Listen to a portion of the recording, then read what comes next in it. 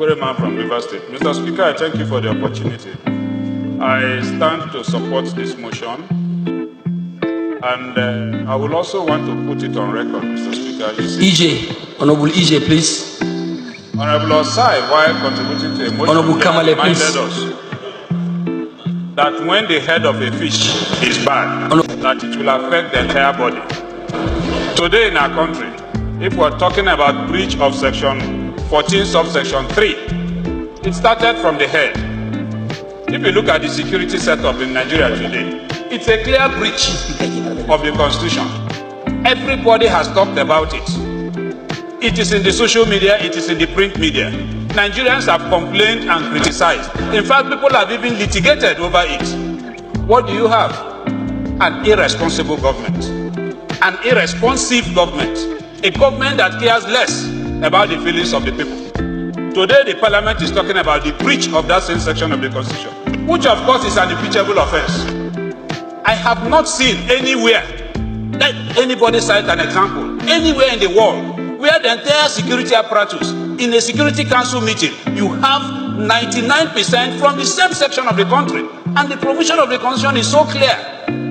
If that is taking place and nobody is saying anything, why would heads of agencies and other parastatals of government not be impenious? They will follow suit. If I have the opportunity to be head of an agency and the head is doing that, you expect that I will not employ my people? I will put 100% Chukwuereman there. Because that is the norm. If you don't do it, you look stupid. Let us begin the correction from the head. Once we get it right at that point, I believe that every other person will follow suit.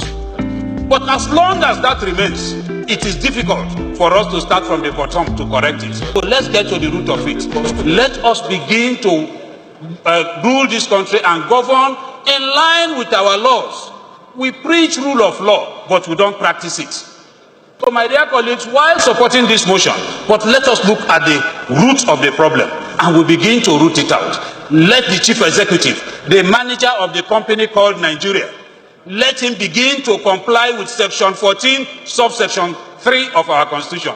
Once that is done, of course we always talk about body language. Every other head of agency will see the body language of Mr. President and follow suit. But as long as that is not done, it is difficult, almost impossible, for us to correct the other heads of MGAs. I therefore support this motion and urge us to take this issue, which is a constitutional breach, very seriously, because that is the essence of our being elected to represent our people, and that is why we are seated here as members of these green chambers. Thank you, my dear colleagues.